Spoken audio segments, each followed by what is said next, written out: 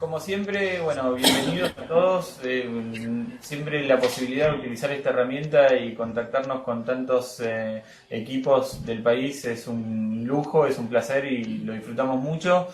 En este caso tenemos como docente a Noemí Díaz, que es psicóloga del equipo de cuidados paliativos del Hospital Tornú y docente del equipo del programa argentino de cuidados paliativos de la Fundación FEMEVA. Bueno, es un lujo tenerla para esta clase, realmente espero que la disfruten. Lo que sí les pido, como siempre, va a ser una clase interactiva con bastante participación. Estemos ágiles en el manejo de los micrófonos. Esta clase después queda grabada y se la enviamos a todos los que no tienen la posibilidad de conectarse por cibersalud. Y cuando algún micrófono de ustedes queda abierto luego de una intervención, genera mucho ruido y genera mucho ruido dentro de la grabación. Así que lo que les pido es esto, agilidad en el momento de abrir el micrófono para hablar y cerrarlo después de hablar. Bueno, no nos demoramos más, los dejo con Noemí y que disfruten la presentación. Muchas gracias, Nico. Muchas gracias, Nico, muchas gracias, María José, muchas gracias a todos ustedes por estar ahí. La verdad que es una emoción linda, muy linda, saber que hay tanta gente y que bueno, que algo de lo que uno hace puede ser útil. Así que, bueno, entonces vamos a empezar con el tema que nos abarca, que es espiritualidad en cuidados paliativos. Para eso, yo pensé algunas preguntas que nos pueden así como dar un temario, un pantallazo de qué es lo que vamos a abordar hoy. Y estas son algunas preguntas, pero más allá de estas, lo que yo les pido así con mucho énfasis, es que ustedes que me interrumpan, o sea, que podamos hacer una clase interactiva o lo más interactiva posible, porque eso siempre enriquece y porque además también a mí me da pie para abrir otras cuestiones y porque en este tema que es amplio, muchas cosas están relacionadas entre sí. Y bueno, yo en la clase intento poner una parte, pero de ninguna manera se agota, no está todo. Así que bueno, las preguntas básicas que yo me he hecho es que al final de la clase podamos saber cuál es la importancia de este tema, para quién es importante este tema, qué pasa cuando no lo abordamos, o sea, cuando estamos asistiendo a un paciente y familia y no abordamos la temática de la espiritualidad, qué es el cuidado espiritual, a qué nos estamos refiriendo cuando hablamos de cuidado espiritual, cuál es la definición de espiritualidad que nos puede dar soporte a nuestra tarea, cómo hacemos para explorarla, a través de qué exploramos espiritualidad, y por último, qué es el sufrimiento existencial. Así que si a alguno de ustedes en este momento se le ocurrió ya otra pregunta, o la nota en un papel y me la pregunta en un ratito, o directamente arrancamos nomás con preguntas. Bueno, una definición que tiene que ver muy sencilla. Yo he escogido definiciones que son muy sencillas. De hecho, la mayor parte de las diapos, salvo algunas, bueno, que he actualizado, son parte de clases sobre espiritualidad que habitualmente doy. Y esto lo digo un poco porque tal vez alguna persona ya haya escuchado alguna de las maneras en que me gusta, en este caso a mí, abordar esta temática, ¿no? El cuidado espiritual es parte de los cuidados paliativos, o sea, está integrado con los cuidados paliativos. Y es reconocer y atender una dimensión que nos constituye como personas, que hace que seamos personas. Hay un psicólogo que se llama Barbero, que es un psicólogo español con mucha experiencia en cuidados paliativos, que afirma que toda persona es un ser espiritual, que tiene en su interior esa capacidad de querer integrarse. Él habla de anhelo, de anhelar integrarse, su ser con una realidad más amplia y la posibilidad de encontrar el camino para esa integración. O sea, la posibilidad, estamos hablando de potencialidades, ¿sí? O sea que no necesariamente todas las personas lo van a hacer y no en la misma forma ni en la misma medida, pero que esa potencialidad está en nosotros, nos pertenece como seres humanos. Vamos a hablar de conceptos que están totalmente interrelacionados entre sí. Miren, acá tenemos el proceso del morir, la espiritualidad, que es el tema que nos está abarcando, el final de vida, dolor y sufrimiento, que son dos conceptos que se tocan absolutamente, pero no significan exactamente lo mismo, y luego crecimiento interior y paz interior. Todos estos conceptos, al principio, en estos primeros minutos, van a parecer así como medio desordenaditos, pero están todos conectados entre sí. La idea es que al final de la clase ustedes puedan tener esto como más integrado, más ordenado, pero están todos vinculados. Entonces, ¿por qué en la diapo anterior estaba esto de final de vida o de la posibilidad de sufrimiento? Justamente porque la enfermedad grave, una enfermedad seria, una enfermedad que está amenazando nuestra vida, y la posibilidad de que haya un final, o sea que se aproxime la muerte, generan cuestionamientos existenciales e inquietudes que están vinculadas con nuestra fragilidad y con nuestra vulnerabilidad humana. Ustedes van a notar que yo muchas veces hablo en primera persona del plural, o sea, incluyéndonos todos, como seres humanos que somos, y otras veces voy a hablar de nuestro paciente, el paciente, la persona. Pero en realidad, a mí lo que más me gusta es que nos incluyamos, porque con esta cuestión de que la muerte nos toca a todos, ¿no es cierto?, y que el sufrimiento es parte de la vida, estamos totalmente incluidos. Esta definición de Eric Cassel dice que el sufrimiento, fíjense, es un estado de malestar inducido por la amenaza de la pérdida de integridad, amenaza, o sea, no necesariamente tiene que estar hecha esa pérdida de integridad, basta la amenaza, o la desintegración de la persona. Está hablando de causas físicas o psíquicas o sociales, no sé, el sufrimiento tiene que ver con todo eso, con esa vivencia de amenaza, y va a estar absolutamente vinculado, relacionado con lo que yo siento, con lo que yo creo que tengo para afrontar esa amenaza. O sea, esa balanza va a estar continuamente en funcionamiento y dependiendo de la sensación de competencia que yo tenga para hacerle frente a esa amenaza, va a ser mayor o menor mi sufrimiento o no va a haber sufrimiento. Él también dice que los que sufren no son los cuerpos, son las personas, o sea que sufrimos enteramente. Sufrimos con nuestro cuerpo, con nuestra psiquis, con nuestros vínculos y por supuesto a nivel existencial.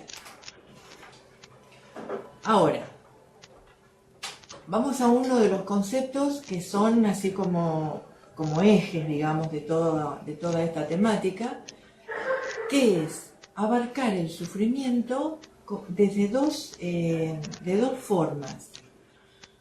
Uno, el reconocimiento del sufrimiento, ¿no es cierto?, al final de la vida, puede ser visto como problema, y si es un problema es algo que puede ser aliviado, a veces solucionado, pero siempre pasible de ser asistido, ¿sí?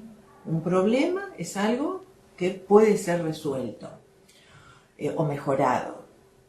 Y después tenemos la otra connotación, que es la de sufrimiento como condición existencial, como parte de nuestra condición humana, como parte del lote que nos toca en la vida a cada uno, diferentes momentos en nuestra vida donde existe el sufrimiento y digamos como que no es posible zafar de eso. Eso va a estar en nuestra vida en algún momento.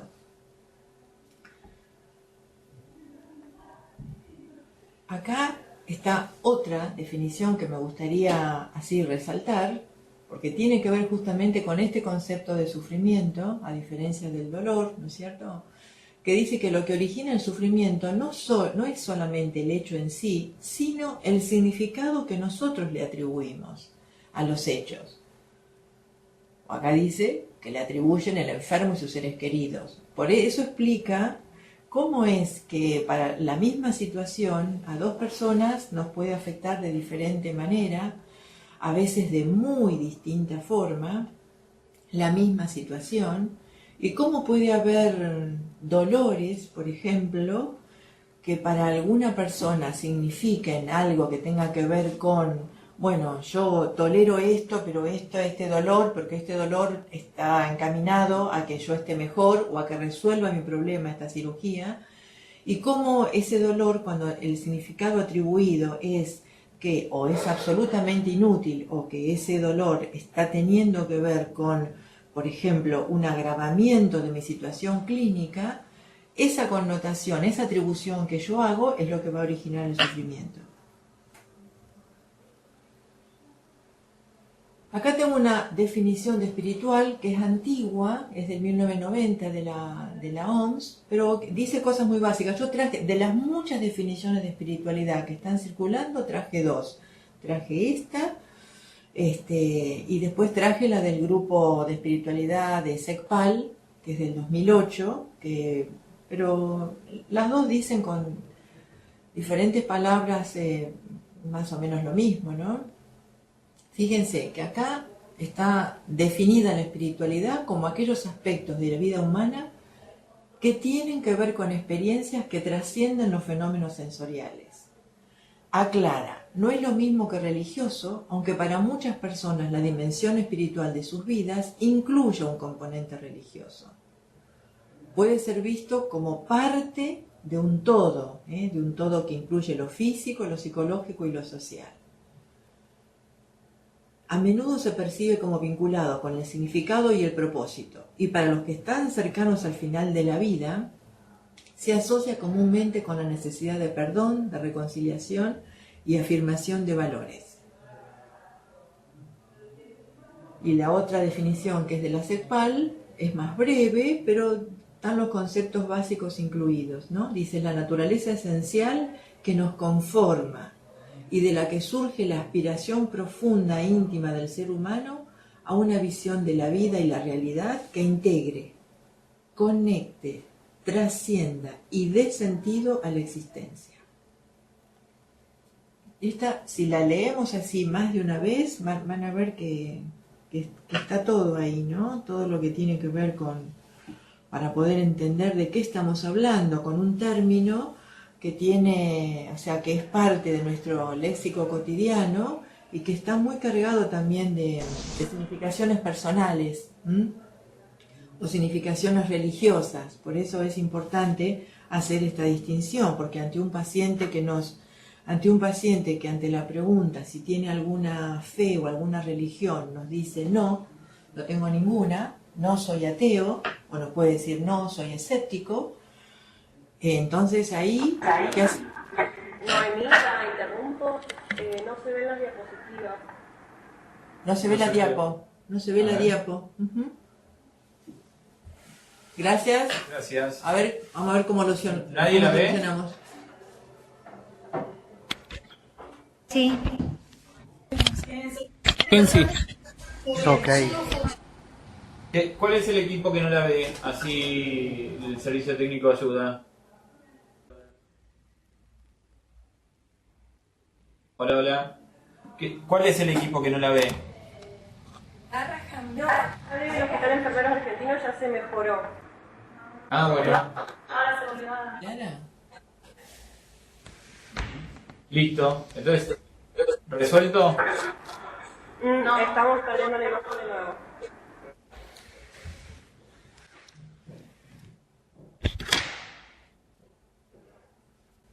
Ahora sí. Ahí se resolvió. Listo, Sí. Perfecto. Ahora Muchas podemos gracias. continuar. ¿Ahora todo bien la presentación? Perfecto. Bueno, Muy bien. ¿Vieron un problema que se puede resolver? ¿Está bien? Bueno, muchas gracias. Seguimos entonces, ¿sí? Bueno, entonces estamos hablando de espiritualidad y religión. Cuando hablamos de religión, estamos hablando, ¿no es cierto?, de un cuerpo de creencias teológicas que incluye prácticas, incluye rituales religiosos muy específicos, diferentes para cada religión. En general hay compromisos y actividades congregacionales, uno se siente parte de esa comunidad de creencias, y hay textos sagrados. A ver, ¿escuchaste? ¿No? No, quizás había... Bueno, ¿qué es lo que nos da la religión? La religión, ¿hay un micrófono abierto, puede ser? Muchas gracias. La religión nos brinda fortalecimiento, acompañamiento, ¿sí? Personas que son religiosas, y hay estudios hechos en este sentido, que personas que tienen una fe que les es sentida, ¿no es cierto? No una fe, digamos, no madura. En general tienen una vivencia de estar fortalecidas en esa fe, se sienten acompañadas. Hay una vivencia de unión, religión tiene que ver con religar, aumenta el sentido de trascendencia, y también puede haber cuestionamientos y crisis de fe vinculadas con la religión en particular.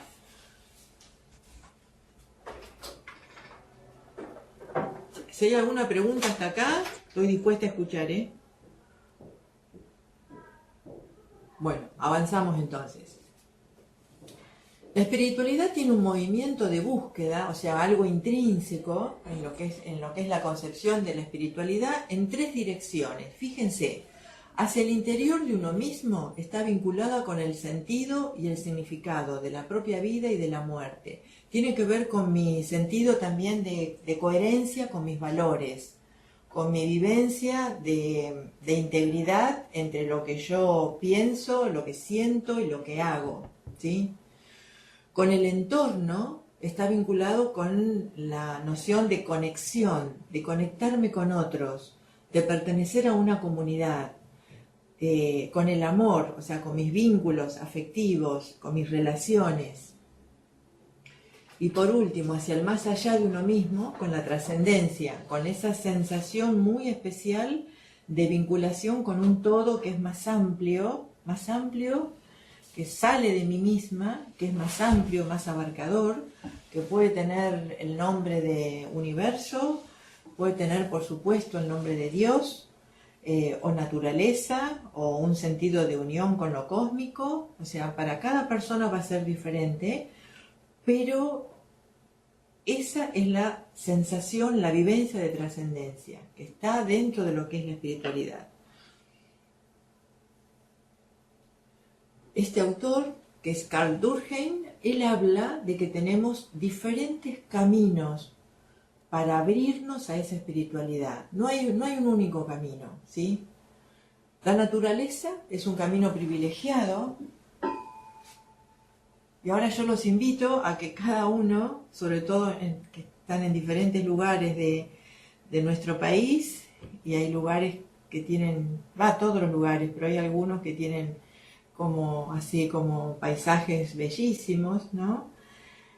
Que cada uno recuerde algún momento que ha estado en la naturaleza, o que ha estado desde un lugar muy lindo, muy especial, hasta una plaza, y ha visto una puesta de sol, y ha tenido un momento así de profunda conexión, de una sensación, aunque sea relámpago, ¿viste? Como de estar así como unido a ese paisaje.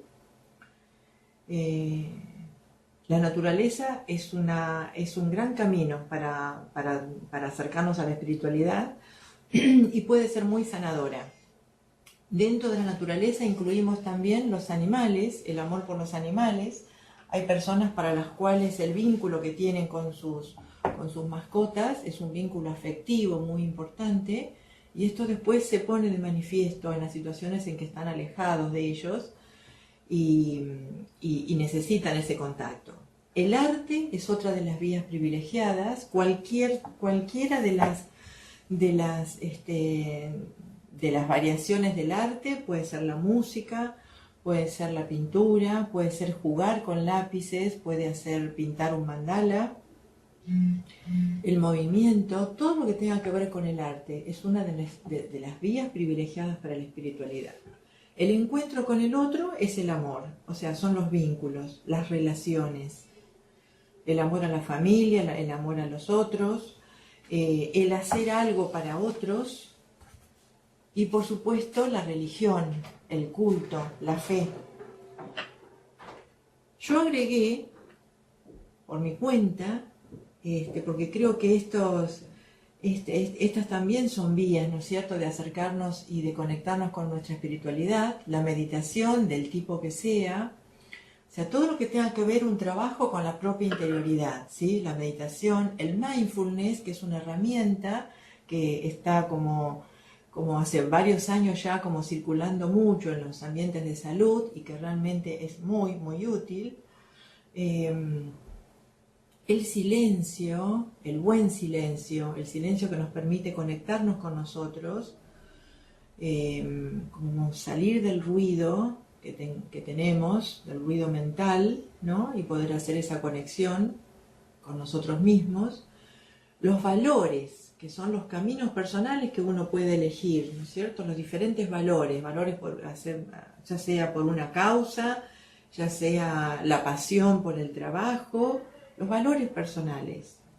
Y por supuesto la oración, pero yo pongo la oración más allá del ritual religioso, porque no quiero como centrarla únicamente en la religión, porque hemos sido testigos muchísimas veces de personas no religiosas que sin embargo pueden hacer como su propia oración de conexión con Dios o de conexión con algún ser que sienten superior o que sienten que está en otro estado, y eso es muy ayudador.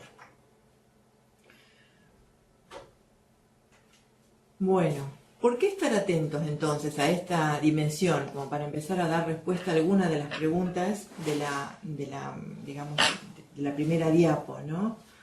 ¿Para qué nos serviría estar nosotros atentos a esta dimensión? ¿Por qué? Porque estamos trabajando con personas que están en tránsito, están en el camino, están haciendo la transición hacia el morir, y nos va a ayudar a nosotros, como profesionales, tener bien en claro que la muerte no es un fracaso, que la muerte es un acontecimiento, es un hecho que hemos de vivir inevitablemente todas las personas, que la muerte está dentro de lo que llamamos crisis vitales, las crisis que nos hacen hacer saltos cualitativos en nuestro crecimiento, en nuestra maduración. Y en toda crisis vital nosotros tenemos vieron que la palabra crisis tiene la doble connotación de la raíz, digamos, de oportunidad, ¿no es cierto?, también. En cada crisis nosotros salimos como aprendiendo algo, o tenemos esa posibilidad, aprendiendo algo.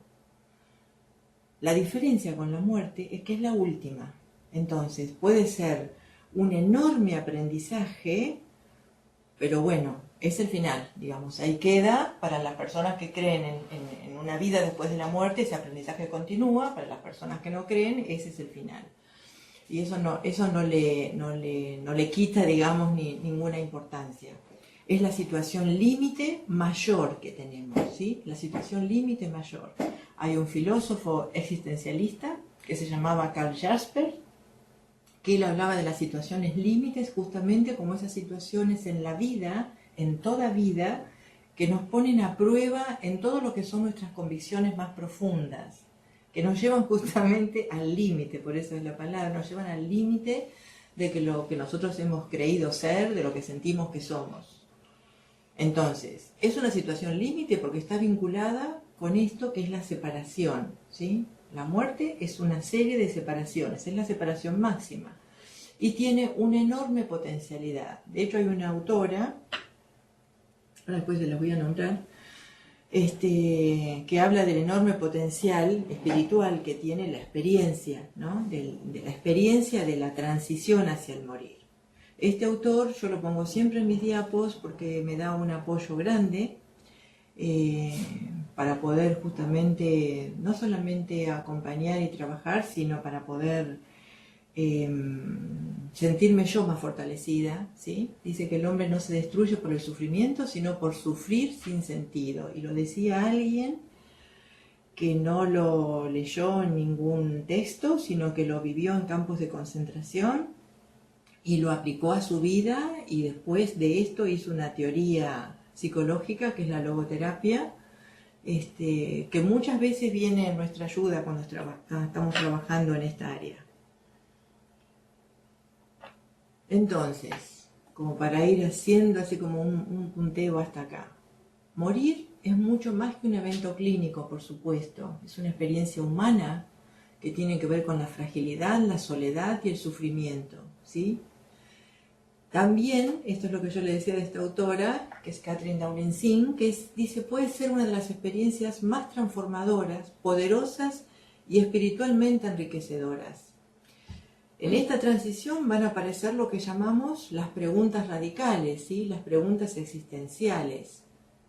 Las preguntas que se hacen las personas, o tal vez en algún momento de la vida nos podemos haber hecho, pero que van a aparecer con mucha mayor intensidad en este periodo. Por eso es que tenemos que estar atentas, porque pueden aparecer de manera directa, que es una de las formas, pero también pueden aparecer indirecta. ¿Vale? No quiero con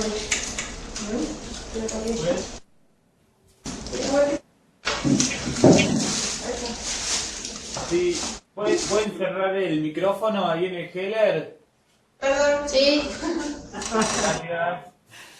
Muchas gracias. Bueno, ¿cuáles son estas preguntas entonces? ¿Cuáles son estas preguntas existenciales? Fíjense, la primera es, ¿cuál es o cuál ha sido el significado de mi vida? ¿Existe Dios? Aunque creamos que exista, resulta que acercándonos al final puede aparecer esa duda, puede aparecer esa pregunta.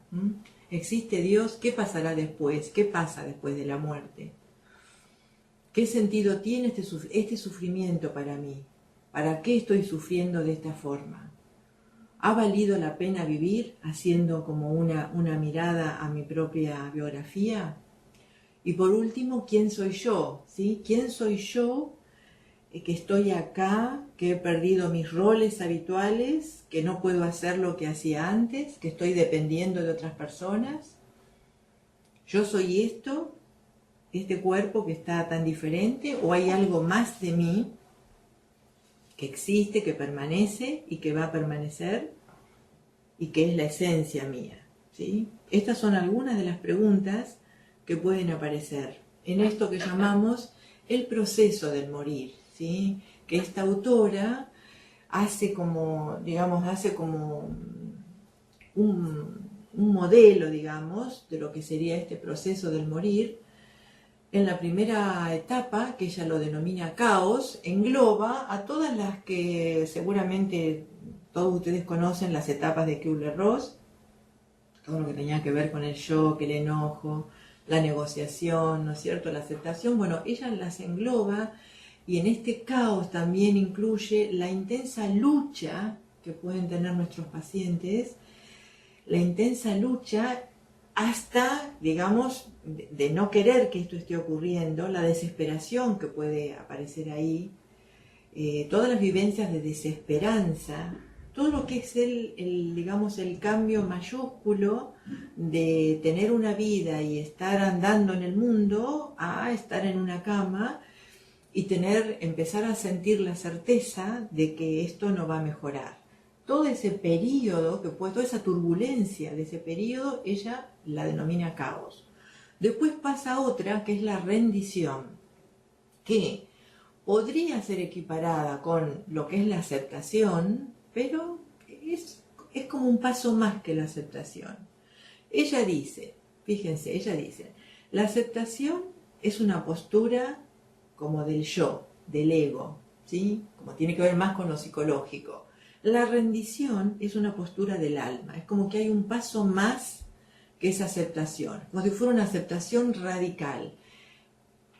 También lo llama la buena entrega. Me entrego, pero me entrego buenamente a estas circunstancias que no puedo modificar, que ya me he dado cuenta que ya no puedo cambiar.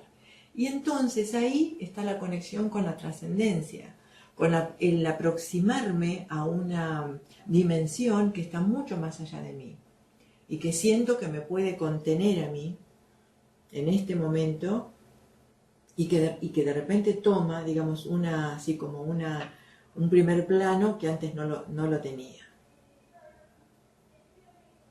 Bueno, ahí me gustaría preguntarles antes de arrancar con necesidades espirituales, así me gustaría como chequear un poquito cómo vamos hasta acá. Si vamos bien, si quieren hacer preguntas, si no. No sé cómo se ponen los micrófonos. Ay, sí, ellos. Tienen que abrir ellos. Ah. Si quieres hacer una pregunta más específica, porque si no. Si quieres hacer como alguna pregunta.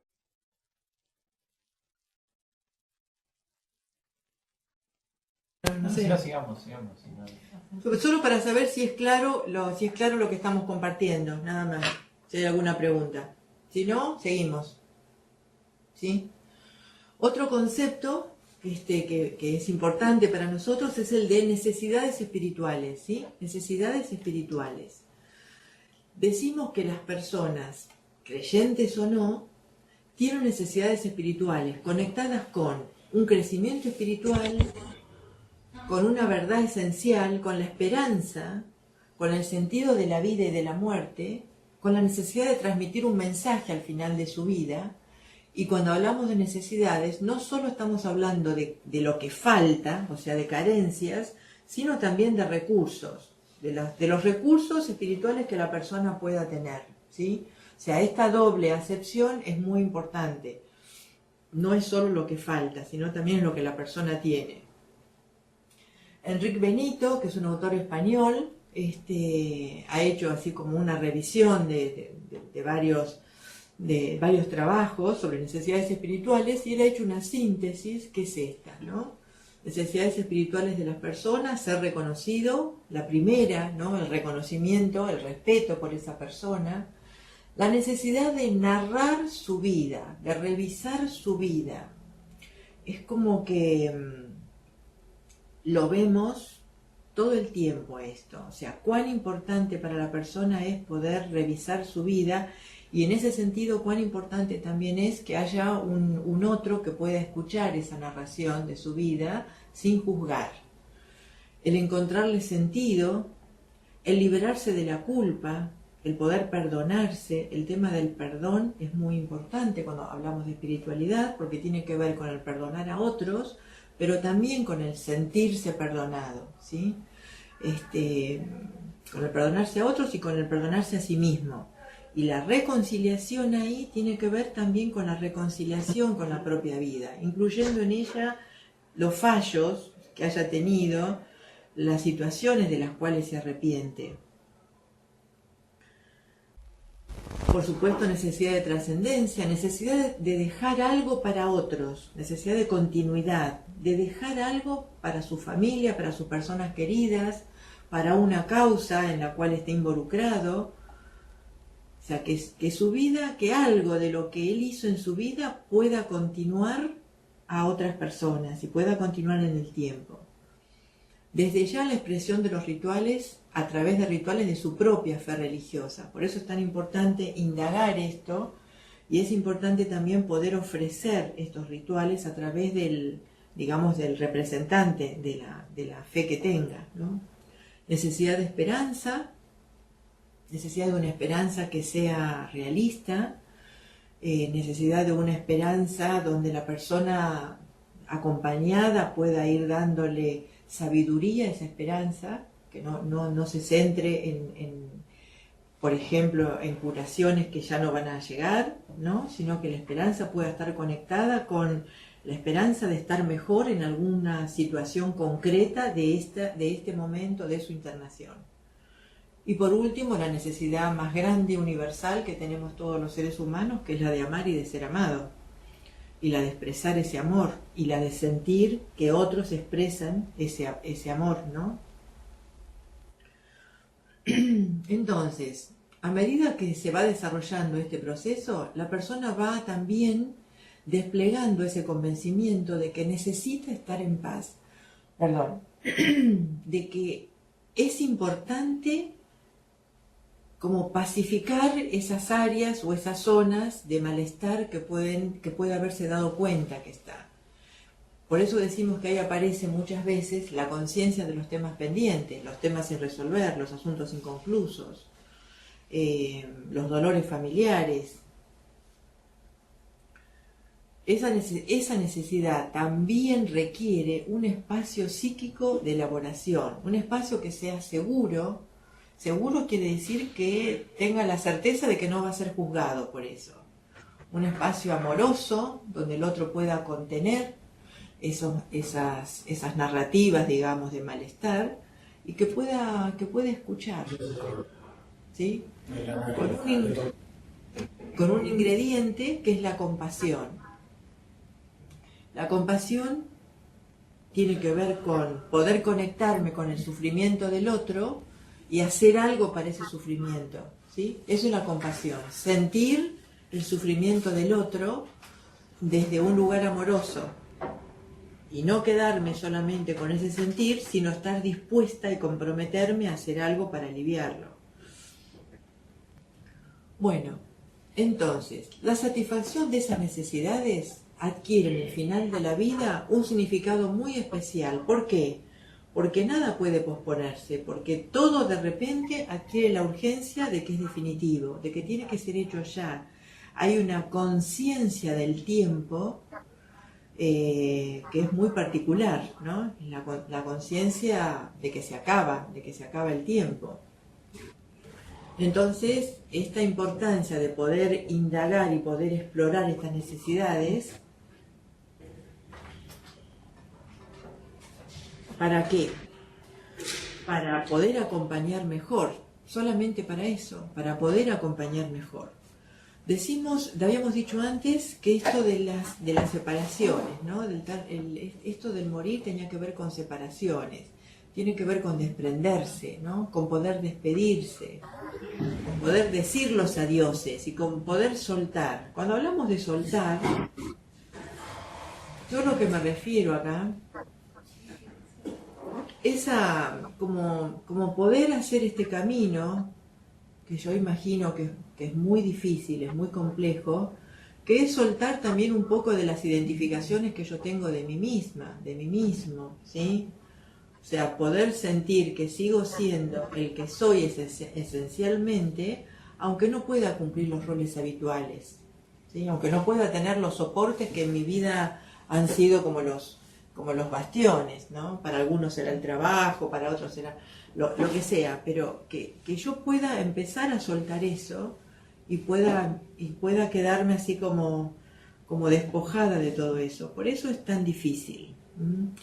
Y por eso también existe un monto de sufrimiento que es inevitable, porque todo este proceso de soltar, de despedirse, genera tristeza y genera sufrimiento, y es la parte que decíamos al principio de la condición humana nuestra, ¿no? Como que digo esto porque muchas veces hay personas que su proceso tiene el ritmo que la persona necesita que tenga, que es el propio, pero muchas veces los profesionales podemos a veces sentir cierta ansiedad por querer intervenir y hacer como acelerar ese proceso y que la persona por ahí como que no sufra nada, ¿no? Que no. Y la verdad que eso no es demasiado posible, porque para llegar al momento que pueda sentir paz, tiene que haber habido una serie de pasos que tienen su costo emocional y espiritual, ¿no? Por eso decimos que hacemos muchos duelos antes de morir, ¿sí? Si bien morir es el último, es la última experiencia, para llegar a ese proceso vamos despidiéndonos de muchas personas, de muchos aspectos y de muchas cosas, y eso marca así como la connotación de la tristeza. Es muy importante, a mi criterio, la comprensión de este aspecto para no patologizar, para no ponerle una connotación de patológico a una experiencia humana, que lo que sí necesita, sí o sí necesita, es de un acompañamiento que sea respetuoso. Perdón, Catamarca no es la diapositiva. Catamarca.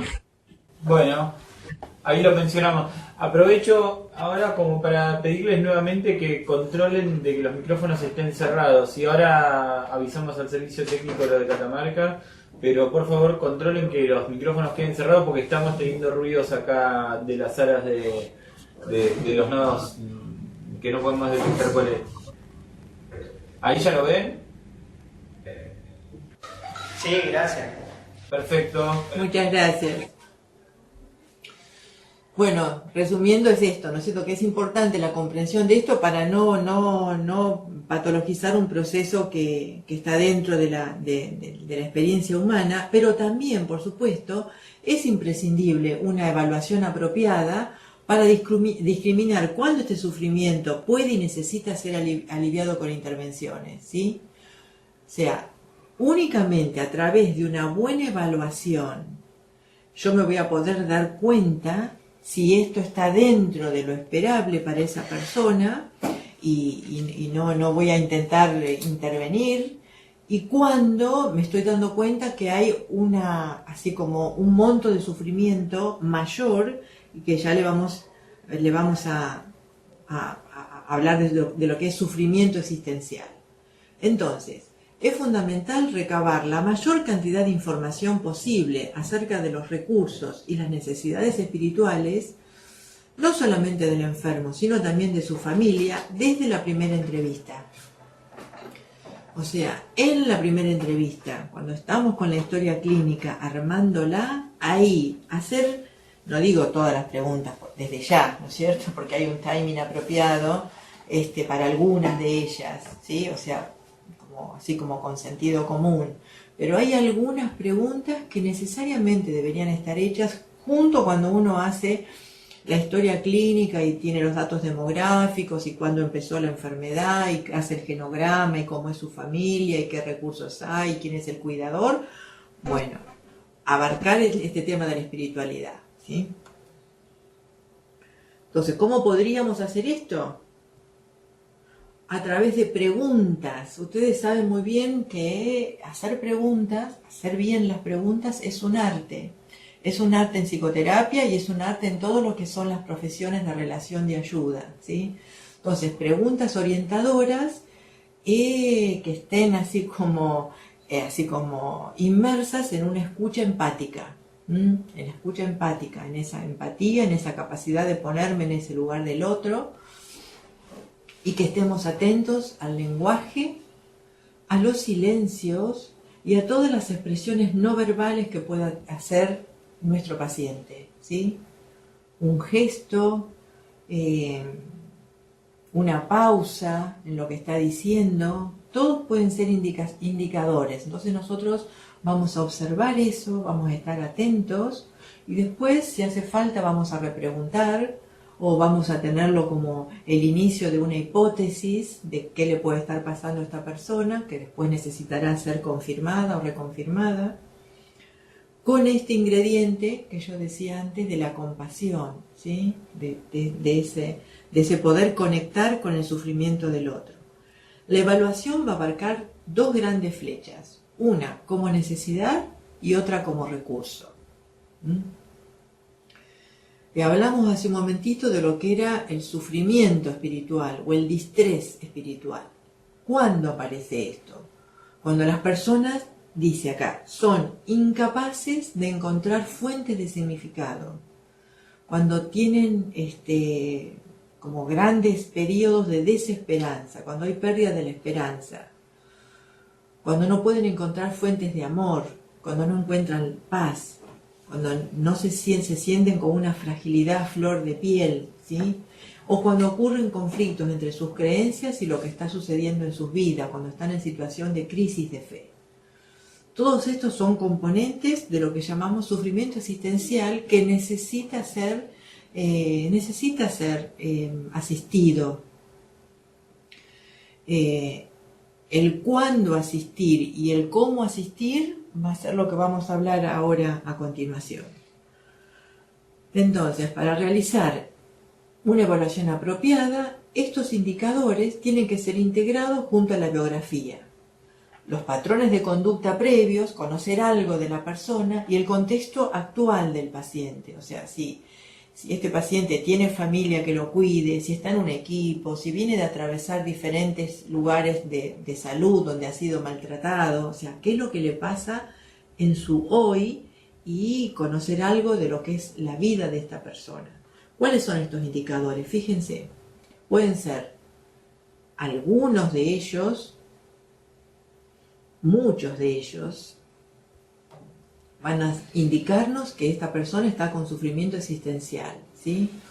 Una culpa, pero una culpa, digamos, así enorme, que no le permite a la persona salirse de una determinada situación de su vida, desesperanza, cansancio de vida, desasosiego, angustia por balance negativo de la propia biografía, es algo que muchas veces escuchamos, sensación de pérdida de dignidad, sensación de ser una carga para sus cuidadores, esto también aparece muy frecuentemente, por supuesto la pérdida del sentido de la propia vida, crisis de fe y angustia por asuntos inconclusos. Y como expresión máxima, digamos, de este sufrimiento existencial está la ideación suicida o los pedidos de eutanasia que podemos llegar a tener, ¿sí? Todos estos son indicadores de sufrimiento que necesitan ser, digamos, de alguna ayuda. Bueno, hasta acá, ¿hay alguna pregunta? ¿Alguien quiere preguntar, decir algo? Como para ver si podemos interactuar. No sé si están todos muy calladitos. O comentar algún paciente. O comentar algún paciente, si alguno quiere traer alguna viñeta, también puede ser. Yo medio no las traje así intencionalmente porque para favorecer que le pudieran traer ustedes. Sí, ¿te escuchás? Sí, sí, justo estábamos pensando en un paciente que tenemos en internación, que hace 4 años que está en tratamiento y con nosotros en la unidad de cuidados paliativos está hace 2 semanas. Bueno, está con un dolor total y su estado anímico muy fluctuante, con predominio de síntomas de ansiedad, ¿sí? Y lo que nos preguntábamos es, porque algo muy recurrente en sus expresiones es la búsqueda o... él dice, tengo esperanza, ¿no? ¿Esperanza en qué? ¿En qué tiene esperanza? En encontrar una... Ay, se cortó. Ah, perdimos la voz. Sí, Matías, ahora no lo escuchamos. Hola, ¿nos escuchan? Se cortó la voz. No escuchamos, llegamos hasta esperanza, no sabemos en qué tiene esperanza, contame. De encontrar una cura, de encontrar una solución a lo que está viviendo. Pero en sus expresiones y en su estado,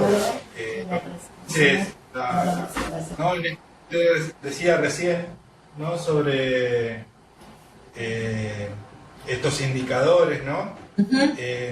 Lo que está muy presente es la desesperanza, ¿no?, como el reverso, ¿no?, de esta esperanza que expresa él, y la ideación suicida. Bueno, la verdad no, es un caso que nos tiene bastante preocupados y estamos tratando de buscar continuamente entre el equipo la mejor manera de acompañarlo, ¿no? Yo creo que su estado actual coincide con el momento que está viviendo. No sé, Vivi, si vos podés precisar algo sobre su diagnóstico. Es un paciente joven, tiene 53 años, tiene un cáncer de pulmón con metástasis ósea y un dolor en la cadera izquierda que su vida ronda alrededor de ese dolor y de la esposa, digamos, la esposa es el único sostén que él tiene para todo. Tiene muchos hijos que no sabemos bien por qué no participan del cuidado, por lo menos no vienen, no aparecen, no nada, y la que está siempre es la esposa, que está desesperada igual al punto de claudicar porque esa pobre mujer no duerme, no come, porque él es una constante demanda con ella, o sea, incluso algo de maltrato también con la esposa. Yo lo he visto varias veces hacerla callar a ella, y que quiero morfina y dame más morfina, y bueno, y un día hacen venir al consultorio y decirme máteme, quiero que me mate, o sea, la verdad es que nosotros como equipo nuevo que somos, este caso, digamos, nos está, a veces yo me siento superada, digamos, desde lo puramente médico, ¿no? Digamos, bueno, no sé si a veces digo, bueno, ¿será que le falta morfina? Pero no, después evaluándolo nos damos cuenta de que hay muchas otras cosas detrás de este dolor que él dice. Y que bueno, que nos cuesta en realidad abordarlo, no sabemos por dónde agarrarlo, porque no... Sí, yo por ahí pensando en esto que decía recién acerca de la desesperanza, Sí. se le hace muy difícil a él porque está muy ansioso y se le hace muy difícil dar lugar a la espera, a su propia espera para poder conectarse con algo que tiene que ver con su vida, con su historia, o sea, es como que todo se agota en el dolor y cuesta mucho que él en su relato, en su discurso pueda darle lugar quizás a cuestiones que tienen que ver más con su vida personal, con sus vínculos. Cuesta mucho sacarlo de... El momento donde él puede historizar algo o que puede poner, hacer rodar ciertas cosas que tienen que ver con su vida, las expresiones de alivio son bastante evidentes. Inclusive el dolor... Ellos son evidentes. Sí. Sí. Él encuentra cierto alivio cuando él puede conectarse con esas cosas, pero son momentos muy difíciles y muy difícil poder encontrar esos momentos, ¿no? Tratamos de tener la mayor empatía posible y que él pueda sentirse cómodo como para poder expresar estas cosas, pero bueno, hoy lo que nos tiene es acompañarlo en la urgencia, porque es lo que está presente todo el tiempo, es la urgencia, la desesperanza y bueno, este pedido que a veces expresa de directamente no querer vivir más, ¿no? De no querer vivir más así como está. Sí. Claro, porque probablemente es una hipótesis que estoy haciendo, esta persona lo que sí quiere es seguir viviendo, lo que no quiere es vivir así como está. Sí. Vieron cuando hablábamos hace un ratito de lo que es todavía como esta cuestión como de caos, como que él no ha llegado todavía como a poder hacer una aceptación, ¿no es cierto?, de lo que está por venir. ¿Les parece que esto es así? Sí, lo abordamos desde diferentes lugares. Charlamos esto de que si él tenía alguna creencia, alguna fe. Yo me tomaba el trabajo de estar con él, con la esposa, nos sentamos, hablamos acerca de Dios, porque ellos creen en Dios. Y bueno, en esos momentos es como que él se desahoga y trata de entender. Lo que yo noto es que él no quiere soltar las amarras. Él habla acerca de sus nietos, que no quiere dejar a sus nietos, que le da pena no poder ir acá. Hay un lugar que le llamamos La Ría, a tomar un mate en La Ría con la esposa, que no va a poder ir más de vacaciones. O sea él lo que está... Claro. Disculpame, ¿cómo es tu nombre? ¿Cómo es tu nombre? Mónica. Mónica, ¿dijo? Sí. Mónica, él está haciendo, en estas expresiones que son muy claras, es probable que él esté intentando hacer alguno de los muchos duelos que hablábamos hace un momentito, ¿sí? Es una persona que está sufriendo porque le cuesta despedirse de las cosas que le daban a él sentido, que le daban placer en su vida. sea, está atravesando un proceso, digamos, con un grado de malestar alto, donde lo que ustedes están haciendo en realidad es lo que hay que hacer, que es poder seguirlo, poder acompasarlo, que ustedes no se agoten, que ustedes no se pongan ansiosos y poder acompasar este proceso. Esta persona, como todos nosotros y todos nuestros pacientes, tiene como sus propios recursos, que no son solo espirituales, sino son recursos emocionales, recursos yoicos, o sea, sus capacidades cognitivas, esto que hablas del vínculo con su esposo. Él tiene como sus maneras de expresar el dolor, que son estas como muy, digamos, como muy fuertes, ¿no es cierto? Y creo que a todas luces le está costando y probablemente necesite de generarle aún más esos pequeños momentos donde él siente alivio. Porque a veces de lo que se trata es de generarle algún espacio donde aparezca ese pequeño momento de alivio. Ese pequeño momento de alivio... Dale. El problema, que te corté, el problema que tenemos nosotros, como somos un equipo nuevo, es que somos poquitos los que estamos trabajando, y los momentos que notamos que él siente alivio, porque él trabajó acá como chofer de ambulancia en el hospital. Entonces yo, por lo que estoy deduciendo, él es como que llama desesperado que lo vayan a buscar con la ambulancia porque no puede más y quiere venir al hospital. Y lo que tenemos es desbordar a la guardia, porque de repente le agarra esto el fin de semana y no estamos nosotros. Entonces tiene que actuar la gente de la guardia. Él está con un nivel de morfina que ya no sabemos más qué hacer. Entonces, ¿cómo abordarlo? ¿A dónde ir nosotros ahora en esta ayuda? ¿Qué tenemos que acercarnos a su hogar, llegar hasta la familia? O sea, no sabemos. En este momento nos encontramos que no sabemos qué hacer. ¿Intervení? No, sí, ¿querés responderlo vos? No. ¿Te sirve? No, yo creo que digamos, es un caso que a todos nos genera mucha incertidumbre y que, digamos, son casos que nos plantean, como vos decís, esta situación de si estamos haciendo todo lo posible para ayudarlo y hasta dónde lo vamos a poder ayudar, ¿no? O sea, hasta dónde vamos a poder mejorar y el transitar de esta persona, ¿sí?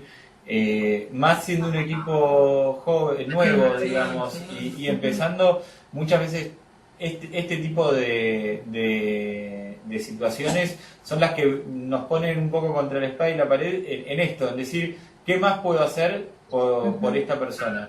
Bien, un poco lo que plantea Noemí, que creo que tiene que ver con las etapas, ¿sí? Y estos pequeños duelos que él va haciendo al no poder ir a la ría, al no poder movilizarse,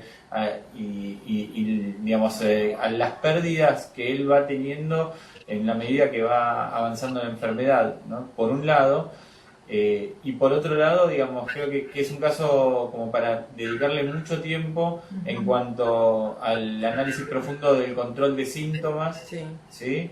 Y a muchos otros detalles. Yo lo que les propongo, si quieren, para poder continuar con el hilo de la clase, es que después de terminar la clase nos quedemos conversando de este caso con todos los equipos que les interese y que podamos participar entre todos y que no sea solamente con nosotros, sino con los otros equipos, que también hay equipos con mucha experiencia que pueden querer aportar. Pero les propongo que continuemos con el hilo de la clase y al final de la clase, después de las preguntas, nos quedemos el tiempo que necesitemos para digamos, desarrollar este caso tranquilamente. Gracias. ¿Qué les parece? ¿Les parece bien? Buenísimo, buenísimo. Sí, gracias.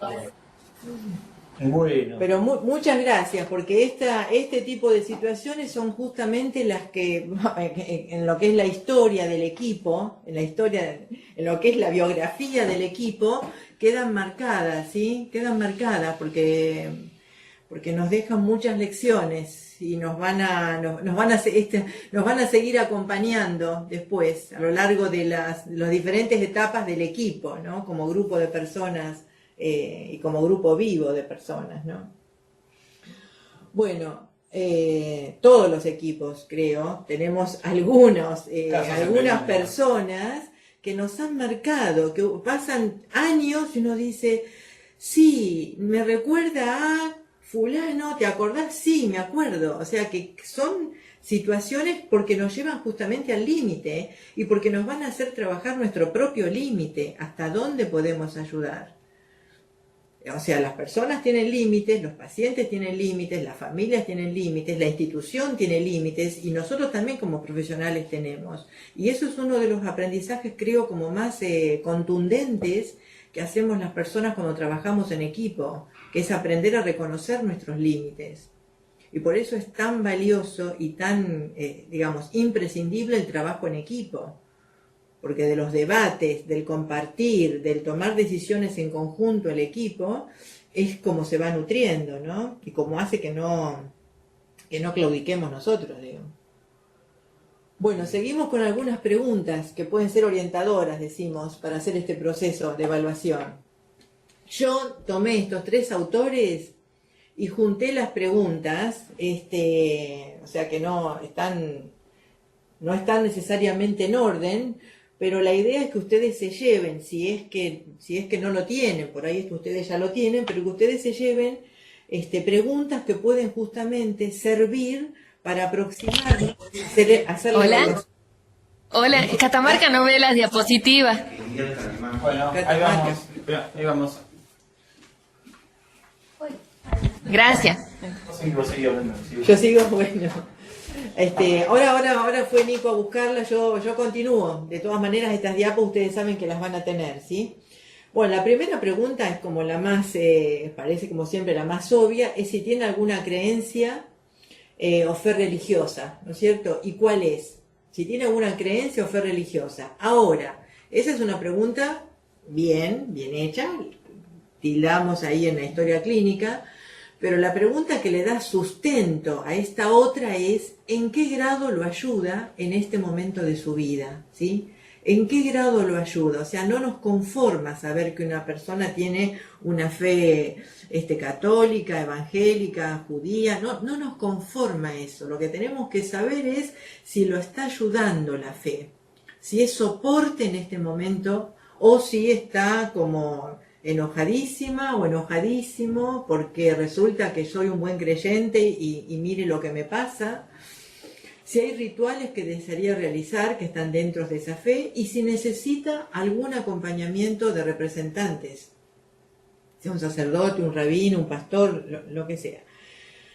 Y después es, además de la religiosidad, y aunque nos haya dicho que sí tiene una creencia religiosa, ¿cómo expresa mejor su espiritualidad? Si a través de esta religión o a través de otra cosa. Entonces, como a veces es una pregunta que las personas dicen, pero ¿cómo? ¿A qué se refiere? Entonces nosotros damos ejemplos y ahí explicamos en 2 palabras que la espiritualidad es más amplia que la religión y que entonces si usted la música siente que lo ayuda cuando está mal o que la disfruta, o la naturaleza, o si le gusta hacer alguna tarea manual o pintarlo, bueno, entonces vamos indagando y viendo para esa persona cuál es su fuente, digamos, de espiritualidad.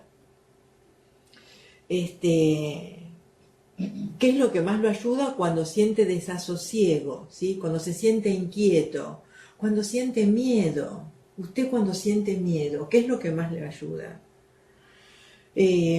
¿Ha sido en algún momento del pasado, ha tenido algún soporte espiritual? ¿Le ha servido en algún momento de su historia? ¿Cómo entiende la esperanza? ¿En qué tiene esperanza? ¿Sí? Al revés, si tiene sentimientos de desesperanza, si siente culpa. Preguntamos específicamente si hay alguien a quien necesita perdonar o necesitaría ser perdonado por alguien. ¿Cuál es su mayor fuente de fortaleza durante esta enfermedad? Y después tenemos acá estas otras preguntas, son más del modelo de Chochinov, que es un psicólogo canadiense, que él ha hecho todo un desarrollo de lo que es la psicoterapia de la dignidad, y entonces él hace preguntas del tipo que están tipificadas, ¿no? ¿Podría contarme algo de su vida, de su historia? ¿Qué es lo que siente que es más importante? ¿Qué es lo que usted considera que es más importante en su vida? ¿Qué logros han tenido que lo han hecho sentir más satisfecho, que lo han hecho sentir mejor? ¿Existe algo en particular que quisiera que su familia sepa de usted? ¿Hay algo que usted sienta que la vida le ha enseñado y le gustaría transmitir a otros? ¿Qué es lo que necesita para sentir que conserva su dignidad? ¿Qué es para usted sentirse que conserva su dignidad? O al revés, ¿qué situación haría que usted diga he perdido mi dignidad? ¿Tiene alguna creencia respecto a lo que sucede luego de la muerte? Bueno, por ejemplo, esta pregunta no la vamos a hacer en la primera entrevista, ni la vamos a hacer descolgada. Esta pregunta tiene que ser hecha con sumo tacto, con delicadeza, en el transcurso de una conversación terapéutica, con sentido de oportunidad. Pero es muy interesante cuando está el tiempo apropiado, ¿no es cierto? Y cuando hay una conexión entre el profesional y el paciente y uno ha ingresado a ese mundo personal, es muy importante las respuestas que pueden surgir acá. Yo me he encontrado siempre con sorpresas, ¿no? Y realmente hay personas que tienen creencias luego de la muerte y que eso las ayuda, y que si por ahí uno no lo preguntara, se quedaría sin un elemento que es de ayuda en el presente, en el hoy. ¿Cómo se siente al mirar o al contarme su vida vivida? Este autor también hace lo que lo llama la pregunta única, ¿no? Que él lo dice de esta forma: ¿qué debería saber de usted como persona para poder ofrecerle la mejor atención posible? ¿Qué es lo que yo necesitaría saber de usted como persona para ofrecerle la mejor atención posible? En general también salen respuestas como interesantes cuando uno puede hacer esta pregunta en el momento apropiado. Bueno, estos indicadores, tanto de necesidades como de recursos, pueden aparecer indirectamente. Por ejemplo, en este caso que contaban el equipo de Río Gallegos, es una hipótesis mía, porque hipótesis, o sea, tomamos con sumo respeto, pero a veces cuando hay tanta centración en el dolor, si es que el dolor, digamos, médicamente ha sido aliviado, pero como que hay mucho énfasis, eso también puede ser un indicador de que hay otro dolor, hay otro tipo de dolor, digamos, que no está pudiendo ser expresado. A veces las personas están enojadísimas y abajo de ese enojo en realidad hay miedo, hay un miedo profundo. A veces las personas se ponen sumamente demandantes con sus cuidadores o con un único cuidador o al que han elegido como el cuidador más importante afectivamente, y es una demanda que uno ve así como excesiva. Y esa demanda en realidad puede estar, abajo de esa demanda puede estar el miedo a quedarse solo, y el miedo a quedarse solo tiene que ver con el miedo al morir, ¿sí? Entonces por eso decimos que hay como esta cuestión de aprender a observar, de aprender a mirar lo que pasa, de hacer algunas hipótesis, de no dar por sentadas las hipótesis, sino confirmarlas a través de preguntas, por estas cuestiones de las sutilezas, de las maneras no directas de expresarnos. Y también, por supuesto, pueden aparecer directamente, si sabemos ver y si sabemos escuchar. A veces las personas hacen algunas de estas preguntas que pasamos en las diapos anteriores de manera frontal, o si entramos a una habitación y vemos un crucifijo sobre la mesa, o vemos un libro, ¿no es cierto?, o un libro religioso, de la religión que sea, eso es un indicador. Entonces uno, como distraídamente, puede decir: está leyendo esto lo ayuda, esto le aporta, le sirve en este momento, ¿qué parte de esto que usted tiene acá le ayuda más? Son los indicadores directos, pero que si nosotros entramos a la habitación y, digamos, no le damos no le damos una mirada atenta, nos perdemos de la oportunidad de adentrarnos en una conversación, ¿no? Bueno, y esto por ahí ya lo dije varias veces, como que siempre la doble cara, ¿no? de la necesidad y también del recurso. Este es el cuestionario del grupo español de la SECPAL, del grupo de espiritualidad de la SECPAL, que es la Sociedad Española de Cuidados Paliativos, que son 8 preguntas que ellos hacen y digamos, le ponen un punteo de nada a mucho, que también son preguntas que uno las puede hacer siguiendo el cuestionario GES, así literal, o las puede hacer mechadas en una conversación terapéutica y dice un poco lo que ya hemos visto, ¿sí? La diferencia es que ellos lo ordenaron y lo están usando en este momento sistemáticamente.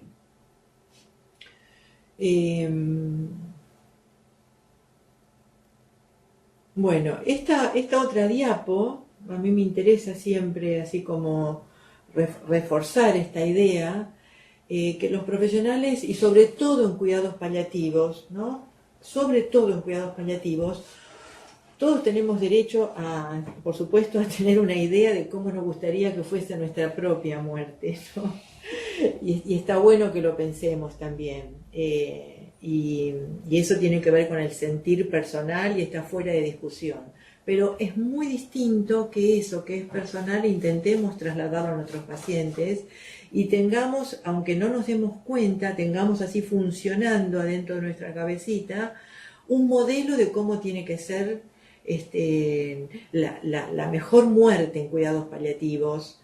Y eso no sería nada si no lo actuamos, o sea, si no intentamos encajar, poner a la persona en ese molde, ¿sí? Esto no es correcto de ninguna manera, es absolutamente irrespetuoso con nuestro paciente, y aún en los casos más difíciles, como esto que trajeron los compañeros hace un rato, aún en las situaciones clínicas más difíciles, donde hay un dolor total, está bueno recordarnos y recordar que las personas tienen responsabilidades con su propia vida y tienen libertad. O sea que, aunque nosotros les ofrezcamos en una bandeja nuestras mejores, digamos, formas de aliviar el sufrimiento, la persona es la que va a elegir si quiere tomar eso, si no lo quiere tomar, si decide seguir de esta forma, si decide abrirse a la posibilidad de lo que se le ofrece, porque ese es su derecho, ¿sí? A veces pasa con esto que yo hago mucho hincapié, con esto del tema del perdón, por ejemplo, ¿no? Personas que tienen vínculos cortados con alguna parte de su familia o con hijos, que es así como impactante, ¿no?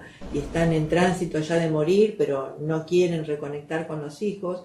Entonces, seamos cuidadosos, preguntemos, pero no hagamos inducción de respuestas, respetando justamente esa libertad. Bueno, vamos llegando así como un poquito hacia el final.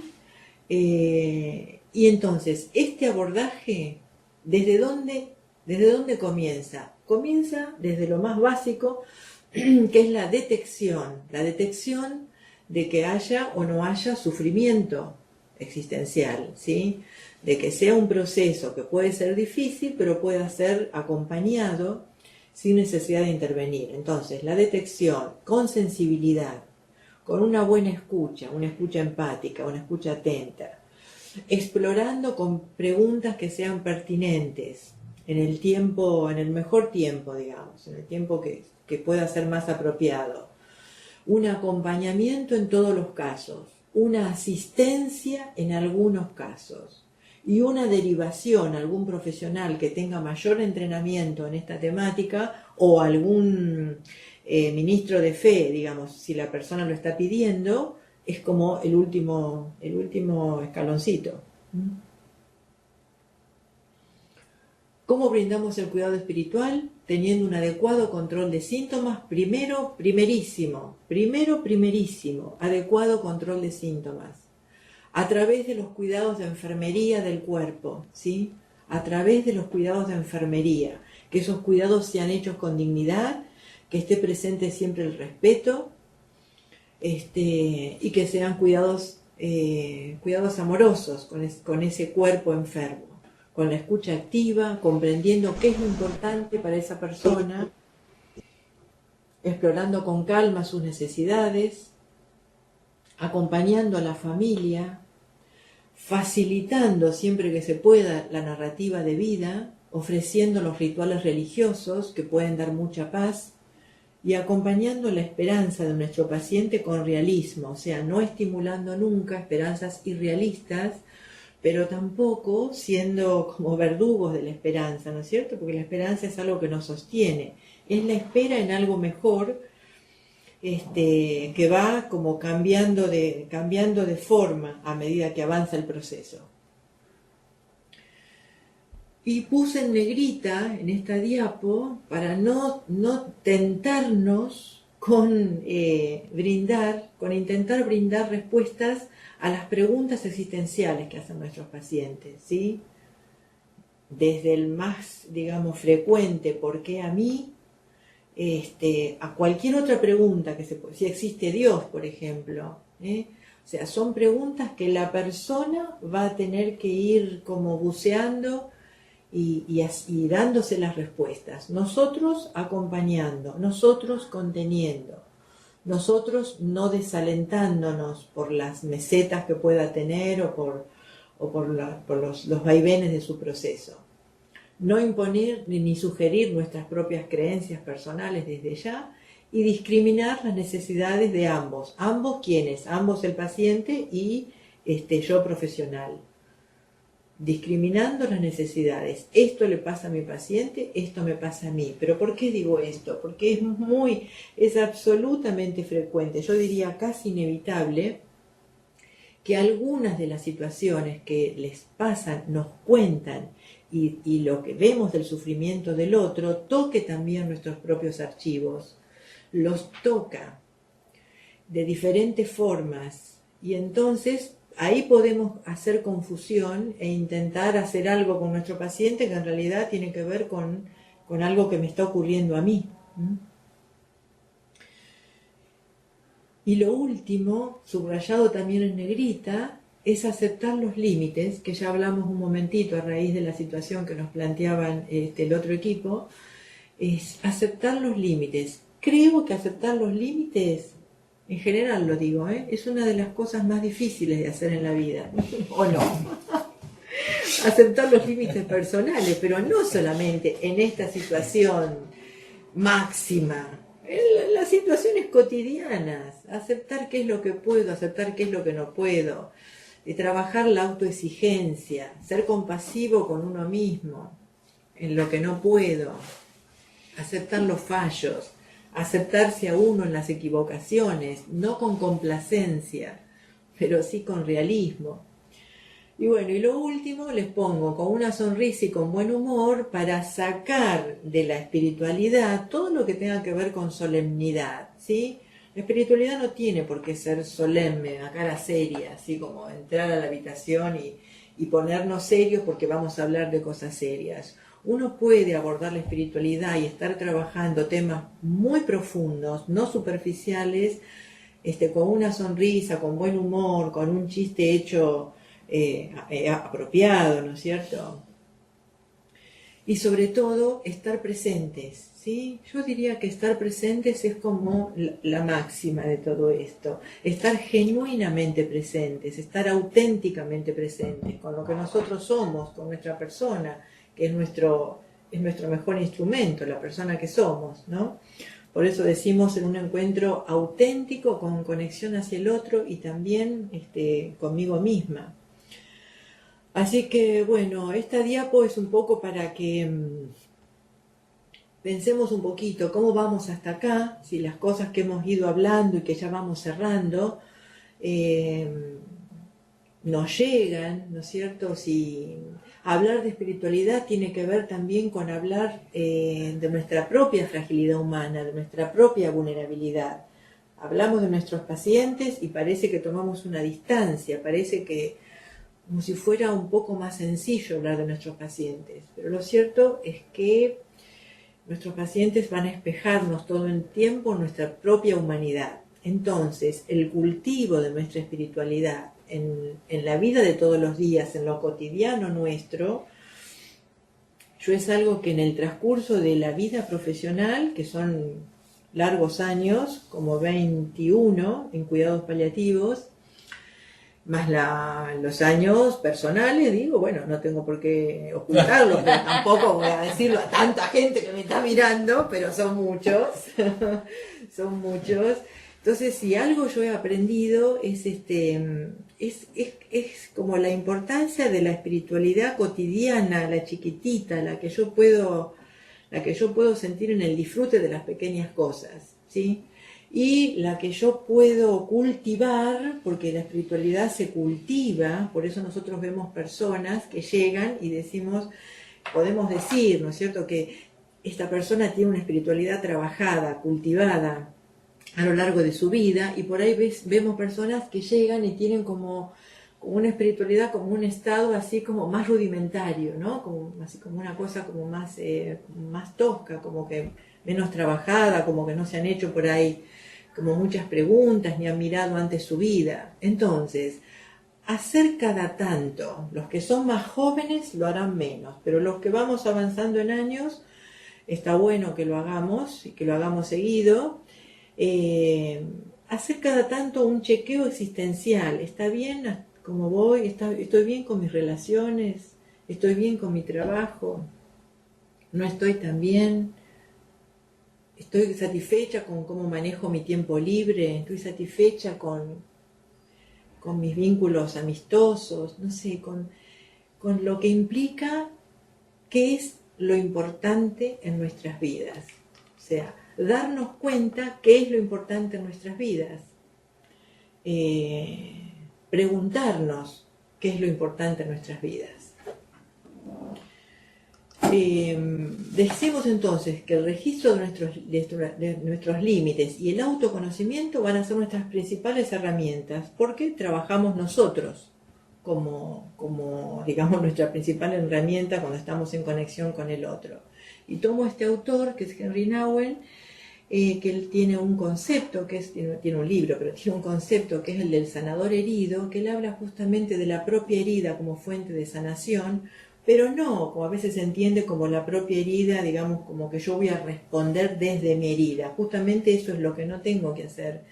Pero sí, desde esa herida que ha sido sanada, puedo comprender desde otro lugar, mucho más simétrico, a esa otra persona. ¿Y con qué? Con un sentido. Yo puse esta diapo de florcitas así como a ras del suelo, que me gusta mucho. Me gusta mucho por la belleza de esas flores y porque son flores como silvestres, ¿no? Como muy humildes, que tienen que ver con este concepto, que tiene que ver con la espiritualidad y tiene que ver con cómo nos acercamos a nuestros pacientes, pero sobre todo con las enseñanzas que ellos nos van dando. ¿Qué es esta? Es como nos pone frente a una situación de mucha humildad, de mucha aceptación de los límites y de una buena entrega a lo que es la vida lo que nos va dando, ¿sí? Fíjense que la raíz de humildad viene de humus, y humus es suelo fértil. Con suelo fértil quiero decir como que el sufrimiento puede ser realmente una experiencia fértil, una experiencia que nos haga crecer.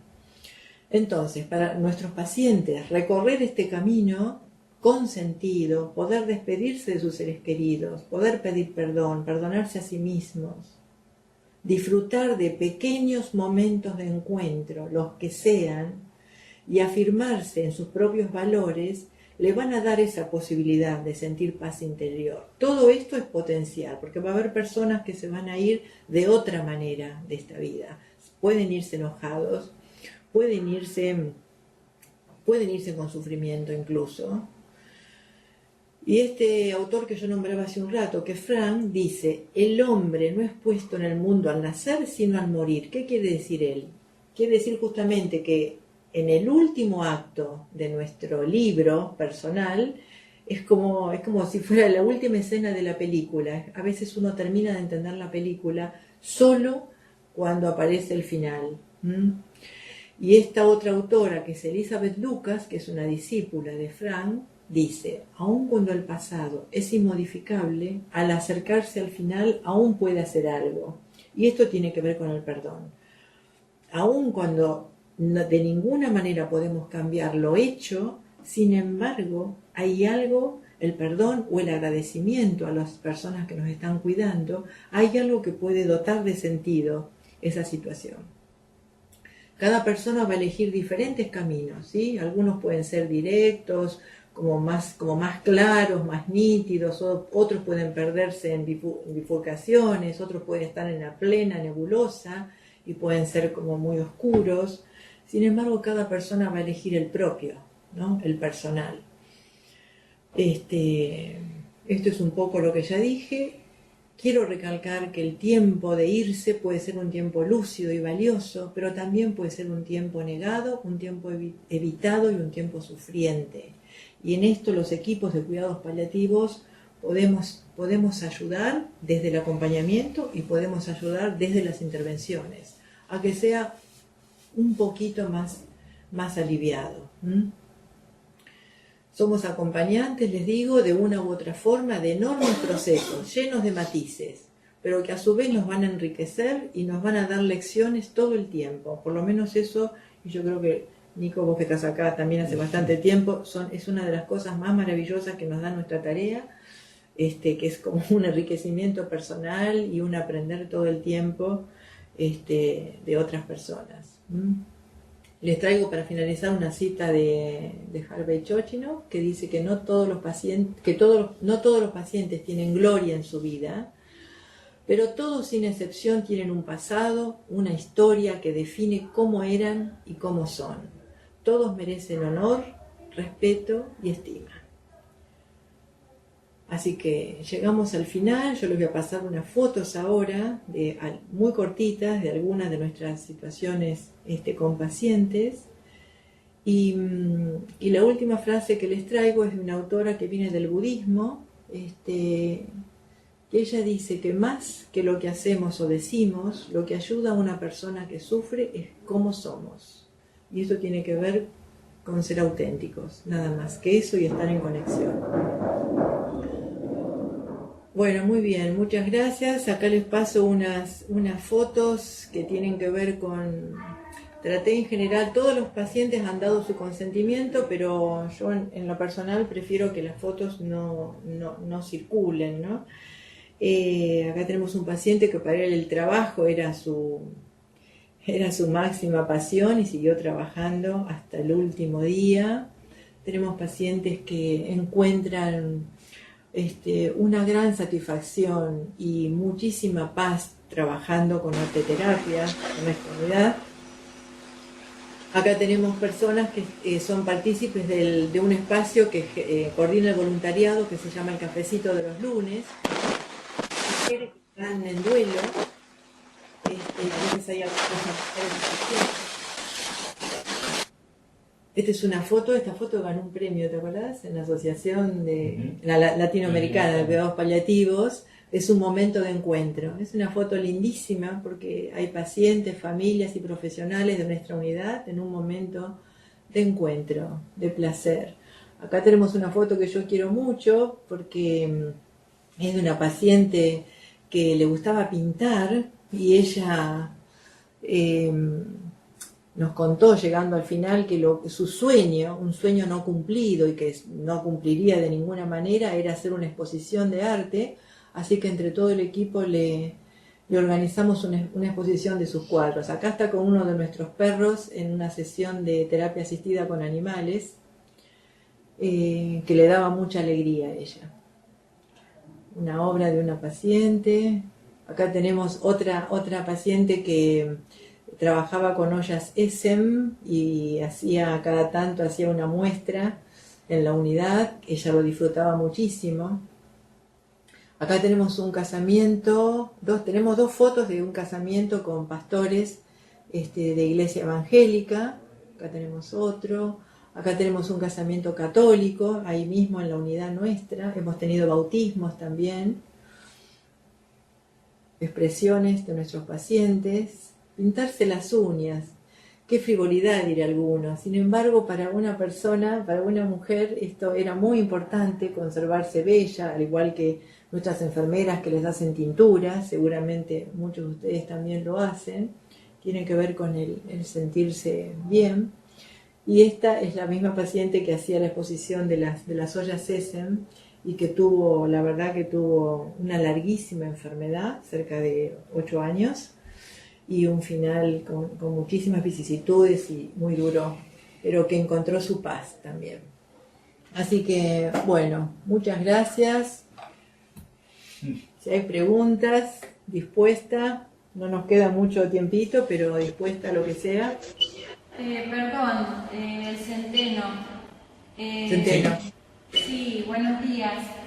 Hola. Sí, hola, ¿me escuchan? Sí, sí, perfecto. Noemí, más que nada por ahí, no sé si es una consulta o una reflexión. Nosotros acá en el Centeno no tenemos unidad de cuidados paliativos. La idea es formarlos a futuro. Tenemos un problema de recursos. Pero de cualquier manera, yo soy enfermera, trabajé 22 años en una terapia intensiva. He estado, bueno, con mucho este tipo de pacientes. Y lo que por ahí es un interrogante que a mí me surge, que va por ahí mucho más allá de los cuidados paliativos, sino que muchas veces en este afán de nosotros dar respuestas a la demanda de los pacientes o de los usuarios, como les queramos llamar, nos olvidamos del interrogante de qué esperan ellos del equipo de salud. Porque no sé si es algo que nos preguntamos todos los días. Siempre queremos dar respuesta a diferentes situaciones, pero nunca, por lo menos en el ámbito donde nosotros nos desempeñamos, yo nunca he visto a nadie preguntar qué esperan los pacientes de nosotros. No sé si está de acuerdo con Es una buena pregunta, sí, estoy de acuerdo, es una buena pregunta, sí, totalmente de acuerdo, porque así también nos vamos enterando de cuáles son sus expectativas y también vamos como para ir dándole así un formato más realista a esas expectativas, sí, por supuesto. De hecho es una pregunta que nosotros hacemos, me parece muy apropiada, ¿sabes? Me parece muy apropiada. Bueno, no, nada, muchas gracias porque es algo que me preguntaba. No, gracias a vos. Cuando ustedes estaba disertando sobre todas las preguntas, a mí se me ocurrió esta, ¿no? Decir, por ahí cómo agregar a esa lista de preguntas, agregar esta, ¿qué esperan ellos de nosotros como para poder mejorar la atención, la asistencia? Lo que pasa es que esa es una pregunta que es como abarcativa, es general, ¿sí? Porque también lo primero que puede decir es que me calme el dolor, ¿no es cierto? O que ayúdeme a conseguir el medicamento en la obra social que no lo consigo. O sea, es una pregunta que abarca todo lo que es el trabajo del equipo, ¿sí? No es como estrictamente dentro del área, abarca el área espiritual, pero también podemos encontrar respuestas. Y esa pregunta nos va a dar en realidad una idea también de las prioridades que tiene la persona, ¿sí? Porque si lo primero es, necesito que me calmen este dolor, bueno, esa va a ser la prioridad. No podemos empezar a hablar de espiritualidad si no calmamos ese dolor, ¿sí? O si la primera necesidad va a ser, no tengo familia, no tengo quien me cuide, estoy desesperado pensando que voy a estar solo, bueno, esa va a ser la necesidad primera de esa persona.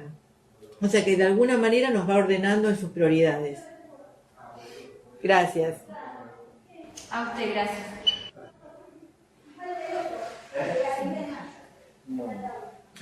¿Algún otro equipo que tenga ganas de hacer algún comentario o alguna pregunta o alguna reflexión? Noemí, quería, con las dificultades que tengo para hablar, pero básicamente no sé si se entiende. ¿Se escucha bien? Sí, se escucha bien. Sí. Quería agradecerte por la charla. La verdad es que pienso que fuiste muy clara y sobre todo siento que saco herramientas para el trabajo, digamos. Eso es importante. qué bueno, gracias. Y además, hablaste mucho del sentido para los pacientes, o sea, cuando se cuestionan sobre el sentido de la vida, etcétera. Y a veces yo me pregunto el sentido de trabajar a veces nosotros con estos temas que son muy difíciles. Esto tiene que ver, por supuesto, con la identidad profesional o vocacional, pero rescato que dijiste algo muy importante en relación al enriquecimiento personal y al aprender de otros. Sí, Y bueno, te agradezco por eso también, porque sirve como objetivo y guía cuando uno a veces, con estas situaciones que a veces son difíciles, pierde un poco el sentido de que trabajo con esto. Así que es muy grato escucharte después de tantos años, como dijiste, trabajar en este tema, escucharte, bueno, como transmitiendo ese enriquecimiento que has tenido en este trabajo. Así que muchas gracias. Muchas gracias. ¿Sabes qué pasa? Que eso es lo que es el combustible. Si eso se pierde, nos quedamos sin combustible. O sea, es como una retroalimentación continua. Por eso es tan importante cada tanto, sobre todo en los profesionales, cuando empezamos a sentir las señales de cansancio, que van a aparecer porque somos humanos, pero cansancio es una cosa, y síndrome de burnout es otra, y fatiga de compasión es otra, pero cuando empezamos a sentir eso, es necesario parar, tomarnos un momento y parar y hacer como una evaluación, ¿qué me está pasando? Esto sigue siendo importante para mí, el cansancio es coyuntural, porque resulta que hay, no sé, menos profesionales o, no sé, cosas de logística, o el cansancio tiene que ver más con algo mío como más profundo, ¿está? Entonces si eso, digamos, si uno dice, no, es coyuntural, es porque además de las cuestiones del equipo de cuidados paliativos, resulta que yo estoy ahora, no sé, con un familiar enfermo. Entonces ahí se nos arma una situación compleja como profesionales. Pero si no lo es, ese sentido de la tarea es el norte, es lo que nos va guiando, como vos decís. Es lo que hace que sigamos, con disfrute. Si perdemos el disfrute, muchas gracias. Hola, Hola. de Catamarca. Sí, de Catamarca. Es un placer para nosotros poder estar acá escuchando esta charla, y es la primera como como equipo de cuidados paliativos en domicilio, Madre Teresa. Y queríamos comentarles que, bueno, muchas de las cositas que se estuvo dando en las diapo, pudimos vivirlas, pudimos experimentarlas, y bueno, esto de la reconciliación, del perdón, muchas familias reconciliadas, también casos emblemáticos en nuestra experiencia como equipo que nos han marcado y han sido y forman parte ya de nuestra historia, ¿no? Y estamos aquí conformados en este grupo presente, también con voluntarios, y que también han participado en el desarrollo de este proceso de muerte, del morir, del buen morir, ¿no? De muchos pacientes, ¿sí? Así que nos hemos visto identificadas con todo lo que usted pudo brindarnos. Muchas gracias. Y queríamos también presentarles a dos amigos que ellos hacen musicoterapia y cantan, y bueno, también están dentro del equipo, y tenemos un voluntario también que nos acompaña, no desde el equipo de terapia, ¿no? Sino desde lo legal, que sería la implementación o la generación de la ley de cuidados paliativos en la provincia. Felicitaciones. Muy orgullosos. Sí, estamos muy orgullosas. Y bueno,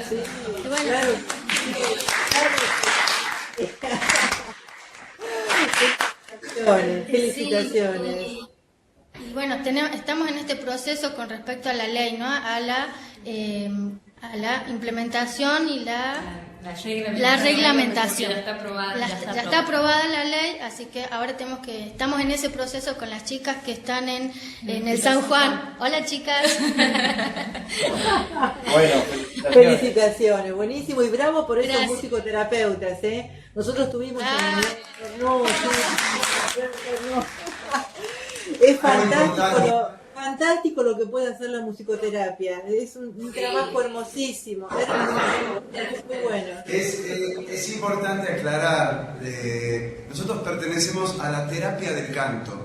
Si bien la música en todos sus formatos es un componente, como ya sabemos, de reposición del estado anímico en una forma instantánea, ya que la música es un remedio casero, debe destacar esta diferencia por los que realmente siguen una carrera que se llama musicoterapia, ¿sí? Hay dos carreras o varias carreras en estas áreas de la música y las terapias no alternativas, sino complementarias. Complementarias. Entonces, nosotros pertenecemos a la escuela del licenciado Alberto Kuseman y se llama terapia del canto. ¿Cuál es la diferencia? Que puede ser aplicada sin ningún tipo de estudio. O sea, cualquiera de nosotros que estamos aquí podemos manifestarnos a través del canto. Y el canto tiene armonía. ¿Cuál es la enfermedad? La desarmonía. Este es nuestro fundamento. La enfermedad es la desarmonía. Cuando coloco armonía, se produce un efecto de sanación. Y la única forma es transmitirlo. ¿Cómo se transmite? Como usted dijo, a través de la vivencia del valor humano. Lo que yo vivo y puedo transmitir al paciente con mis limitaciones y con mi progreso, ¿no es cierto? Muchas gracias. Otra cosita más, quería mencionar un poquito los proyectos que hemos hecho y los que tenemos en vista, ¿no? Uno que hemos hecho unas jornadas el año pasado de cuidados paliativos, donde junto con las chicas de San Juan, y bueno, tenemos como proyecto de equipo hacer un Dead Café, o un café para hablar de la muerte, y también eso un poquito más allá, tratar de ir humanizando las terapias, ¿no? Las terapias intensivas, y acá está mi compañera Julieta, Alma y Silvana, que bueno, es un poco la hacedora también de esto. Les mandamos saludos a todos, muchas gracias. Bueno, muy bien. Bueno, ¿hay uno más de los participantes que quiera hacer algún comentario? ¿Algún comentario de la presentación? Porque nos queda pendiente hablar del caso de la gente de Río Gallegos. Yo los invito a quienes quieran quedarse a que conversemos un ratito de ese caso. Y si no, ya en principio saludo a quienes tengan que seguir con sus actividades. Bueno, en principio agradecerle a Noemí profundamente semejante nivel de presentación. Creo que, digamos, además de los conceptos teóricos, la experiencia de tantos años es un enriquecimiento muy, muy grato para todos.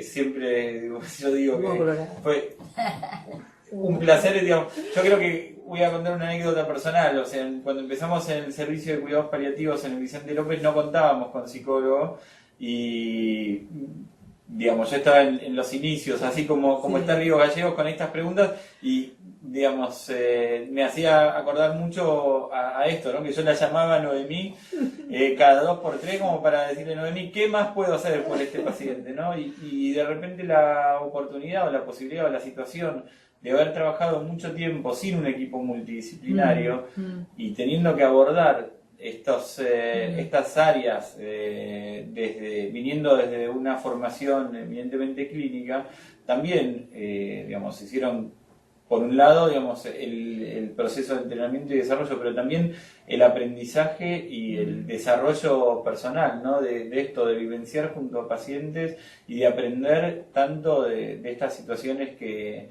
nos plantean. Así que, bueno, yo creo que un poco volviendo al caso de Río Gallegos, siempre tenemos la intención de hacer, obviamente no todo lo posible, y de que todo lo que nosotros hagamos tenga un efecto, ¿sí? Y que el efecto sea que el paciente pueda fallecer tranquilo, en paz, con control de síntomas, y que la familia perciba toda esa experiencia de la forma menos traumática posible, ¿sí? Y eso no siempre lo logramos, no siempre es posible, y como decía Noemí, así que tenemos que reconocer los límites propios y los límites de la vida, también reconocer los límites que nos ponen los pacientes y los límites que tenemos como herramientas en el abordaje de estos pacientes, ¿sí?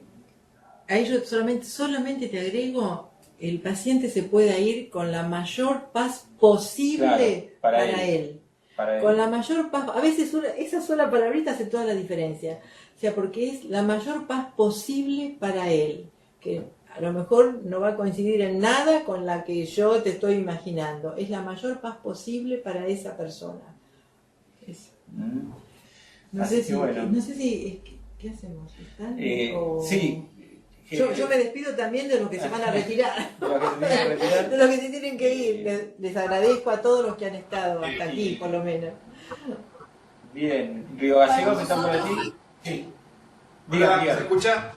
¿Se escucha? Sí, no, bueno, la verdad que si bien fue muy acotada la descripción que pudimos hacer del paciente, fue algo de lo que estuvimos conversando durante toda la charla, digamos. Es un paciente que nos tiene muy atentos y si bien nosotros hace muy poquito que estamos trabajando juntos, coincidimos en que, bueno, es muy difícil pensar los cuidados paliativos sin un trabajo interdisciplinario, ¿no? Cada uno ha tenido sus experiencias con lo que es trabajar con pacientes que están o han transitado por enfermedades terminales y la verdad que hoy poder trabajarlo en equipo nos ayuda muchísimo y nos ordena de otra manera también en la práctica. Creo que bueno, lo que hemos escuchado también nos sirve como para saber dónde, o para poder pensar dónde estamos parados, ¿no? con este paciente y esta urgencia permanente, ¿no? Porque eso es lo que más inquieta no solamente a nosotros, sino a la sala de la internación, que bueno, es un paciente que la demanda es constante y poder, como decía recién, ¿no? dar lugar a la espera es muy difícil, ¿no? Digo, me refiero a la espera en el sentido de poder pensar el sentido, ¿no? Darle un sentido a este dolor, poder pensar qué es lo que está detrás de ese dolor físico que atormenta y bueno, en ese camino, digamos, es mucho la información también que hemos conseguido en estas 2 semanas desde que lo conocemos, una historia también muy llena de eventos traumáticos también. Entonces, de otros dolores. Sí, de otros dolores. Sí, es excombatiente de Malvinas, ¿no? Y bueno, hay cuestiones que tienen que ver con ese momento donde hoy cada tanto se hacen vigentes, ¿no? se actualizan y bueno, nos exige a nosotros también como equipo a poder pensar qué hacer con eso, ¿no? En medio de tanta urgencia, qué poder hacer con eso que a veces en algunos momentos él puede expresar. Para nosotros fue muy, muy productivo toda esta charla que nos han ofrecido, por el hecho de que cuando uno habla de espiritualidad, a lo mejor se enfoca nada más que desde el punto de vista de lo religioso. Claro. Y ese no es el objetivo. Entonces, poder abordar al paciente desde el lado del arte y desde llevarlo a que él mire más allá de lo que él está sintiendo en el momento y que trate de seguir disfrutando de las cosas que antes le gustaban y que quizás las hacía de otra manera de como las va a hacer ahora, pero quizás hoy tengan más sentido que antes. Absolutamente, ¿sí? absolutamente. O sea, me pareció bárbaro, es como que nos abriste más la cabeza en ese sentido. Qué bueno. Como verás... Y si puedo dar así una pequeña sugerencia con este paciente que estaba pensando recién, es algo, te digo una cosa que parece una obviedad, que es plantear objetivos de mínima. plantear objetivos muy modestos con él, o sea, objetivos terapéuticos, ¿no? Que sean cosas como muy pequeñas para poder abordarlas justamente, porque es un señor como con una complejidad alta y una manera expresiva, digamos, también importante. Entonces, cosas muy chiquitas para trabajar con él y para trabajar con la familia e incluso para trabajar con el equipo de guardia, como, digamos, poniéndolo en anticipación de que esto puede volver a repetirse y de que hay una situación que está siendo abordada, pero de ninguna manera resuelta, ¿sí? Una persona que ha estado en una guerra es una persona que sabe lo que es la muerte, ¿sí? Pero tiene... y ambulanciero, pero sí, es verdad, pero además tiene seguramente alguna, bueno, tiene una vivencia subjetiva de lo que es la muerte, así que algo de un terror muy profundo en este sentido debe estar habiendo ahí y debe estar como dando pie a esas situaciones de desborde que está teniendo. Entonces, por eso es importante, a mi criterio, hacer objetivos mínimos e ir como, viste, como hilando cada uno para ver si esto puede ayudar, ¿no? Y trabajar mucho entre ustedes. Y después... Como ven, nosotros recién empezamos, somos poquitos, en realidad somos 3 o 4 médicos, un psicólogo, tratamos de hacer lo más que podemos, no tenemos ley, por eso a los chicos felicitaciones que están logrando una ley. Nosotros no teníamos en la provincia cuidados paliativos, y esto es un hospital regional que abarca toda la provincia. Y estamos luchando para que nos den un espacio, estamos compartiendo un consultorio con oncología, o sea que somos nuevitos en todo, y vamos a... Así empezamos. Así empezamos todos, pero felicitaciones, realmente, y no se pierdan, sigan. Yo, respecto a este paciente, bueno, una de las cosas que decía Noemí, siempre es muy importante volver a revisar todo lo que es el aspecto clínico y el aspecto, digamos, farmacológico y no farmacológico del abordaje del dolor y de otros síntomas, ¿no? Porque así como en una situación de dolor, digamos, severo, no se puede hablar de espiritualidad, digamos, de dolor severo somático, no de dolor severo total. Quizás en una situación, esto también se lo pregunto a Noemí, ¿no? Pero en una situación de mucho desborde emocional, muchas veces quizás un abordaje que incluya lo farmacológico también ayuda a dar espacio después al abordaje de lo espiritual, ¿no? Entonces, para la ansiedad, sobre todo. Para la ansiedad y para estos episodios que él presenta. Se fue la voz. Sí, ahí estamos. Ahora sí los escuchamos. Bueno, desde ya muchas gracias. Esperamos que esto se vuelva a repetir. Mensualmente. Para que nosotros... Todos los meses, así que ya tenemos sus mails y vamos a estar en contacto. Esto que dijo Nico recién, te lo agradezco mucho porque me estaba faltando, que es el complemento del abordaje farmacológico para las situaciones de una ansiedad desbordada, ¿sí? Que puede ayudar como a bajar un poco y a poner, o sea, que baja un poco la intensidad emocional, sube un poco la capacidad cognitiva, ¿sí? Si no, la emoción interfiere totalmente con lo cognitivo, no se puede pensar. Sí.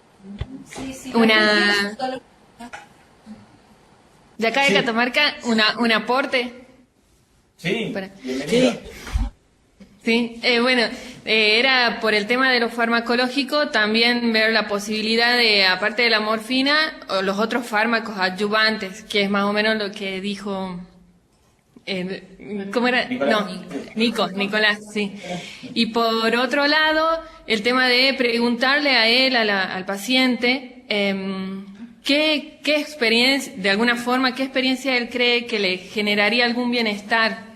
O sea, dejar de mirar el dolor, comenzar a mirar situaciones, experiencias, algo que a él en su vida le ha generado bienestar y que lo pueda reproducir en el lugar que está ahora, en su estado clínico que está ahora. Algo en algún momento de su vida le tiene que haber dado esa sensación. Entonces, potenciar esas situaciones para contrarrestar lo otro. como Muy una bien, estrategia. Muy apropiado, muy apropiado. Eso tiene que ver con recurrir a las memorias que todos nosotros tenemos de habernos sentido bien, ¿sí? A veces en estos estados de mucha turbulencia es como que parece casi imposible hacer una reconexión con eso, pero sin embargo, por lo que escuchamos de este señor, tiene algunos momentos en donde encuentra algo de así como de placer, de satisfacción. Así que esto es muy apropiado lo que están diciendo. Está muy bien. Bueno, y para el equipo de ahí de Santa Cruz, nada, una sugerencia y que tiene que ver con siempre necesitamos alguna especie de padrino, ¿no? O sea, y alguien con quien conversar estos casos o cualquier caso que nos queme un poco las pestañas, porque se nos presentan situaciones complicadas todos los días abordando estos pacientes. Y nada, muchas veces en los libros todo parece muy fácil y a veces uno va a una charla y tener médicos que dicen que el dolor lo controlan en un 100% de los casos, y eso no es real y no sucede. Entonces, poder compartir estas dudas con algún otro equipo es sumamente importante y evita el desgaste, Claro. ¿sí? Que es lo más importante, porque cuando uno tuvo una mala experiencia de seguimiento de un paciente, después la trata de evitar, ¿sí? Y lo importante quizás es que el equipo pueda, digamos, desarrollarse, crecer y sostenerse en el tiempo, y un poco de lo que hace que los equipos se sostengan es la capacitación, el soporte y esta posibilidad de contar con otros equipos. Bueno, nosotros quedamos conectados por mail, yo quedo a disposición para, digamos, conversar cualquier tipo de estos pacientes, y también los dispositivos de la región y lo que sea, podemos contactarlos y trabajar en conjunto con ellos. Nicolás. Sí. Acá un aporte de Víctor, el que hace cantoterapia. Es un aporte fácil que todos están invitados a poder hacerlo, sin necesidad, si bien sería ideal, ser musicoterapeuta o terapeuta del canto. Decía San Agustín, quien canta reza 2 veces.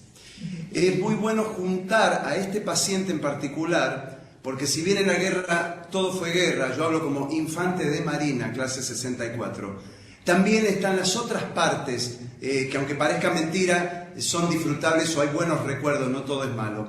Pero lo que se puede hacer es juntar al paciente, sería ideal para que no se sienta tan abordado en forma directa, con otros 2 o 3 pacientes, ¿no es cierto? Invitar a alguien que se anime de ustedes o conseguir a alguien que pueda cantar pequeñas canciones que tienen que ver con el yo soy. Yo les voy a dar 2 y ustedes pueden hacer las que quieran. Una es, yo soy la fortaleza para hacer lo que debo hacer.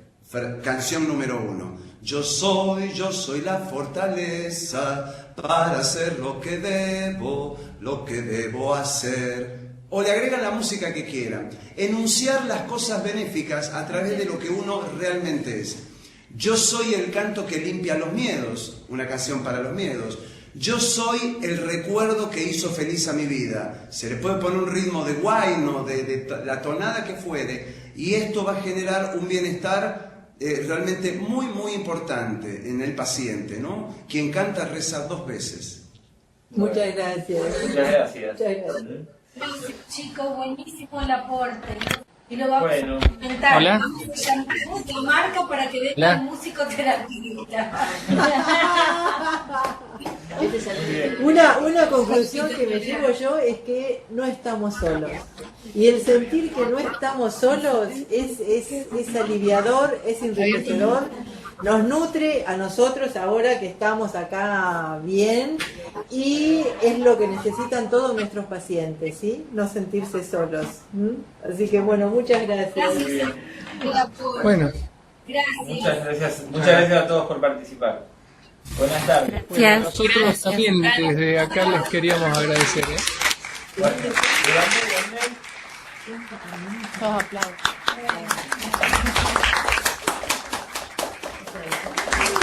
Gracias. Teatro Rendón. Bueno, ya nos encontraremos el mes que viene. Un saludo grande. Chau, chau.